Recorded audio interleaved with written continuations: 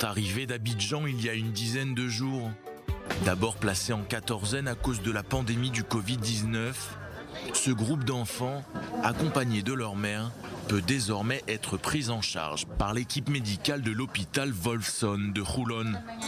Vous êtes notre premier groupe de Côte d'Ivoire et nous sommes enchantés de vous accueillir. Aujourd'hui, nous allons procéder à vos admissions et nous allons réaliser plusieurs examens.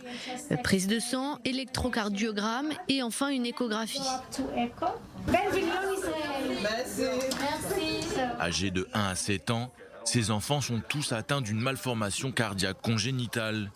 Pour leur famille, ce voyage en Israël est synonyme d'espoir. L'Institut de cardiologie à Abidjan, on nous a dit qu'il avait un problème de trou dans le cœur, le CIV. On ne peut pas l'opérer en Côte d'Ivoire. Il fallait forcément venir dans les pays développés pour faire l'opération. Un voyage et une prise en charge médicale totale rendue possible par Save the Children's Heart. Grâce à cette ONG israélienne créée il y a 25 ans, plus de 5000 enfants de 62 pays ont pu être sauvés d'une mort certaine.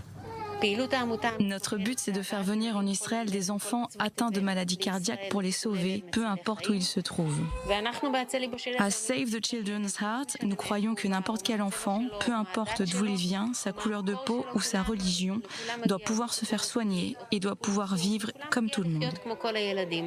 Quand on nous a dit qu'on ne peut pas l'opérer dans notre pays, vraiment, nous étions bouleversés, nous étions vraiment tristes.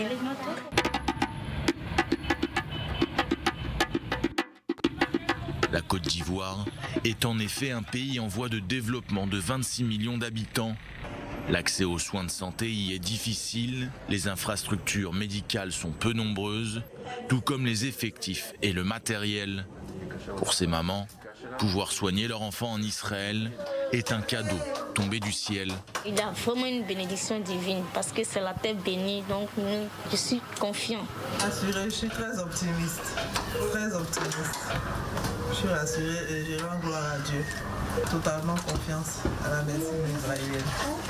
Nous espérons que tout se passera bien pour eux, pour qu'ils puissent retourner en Côte d'Ivoire en bonne santé le plus rapidement possible.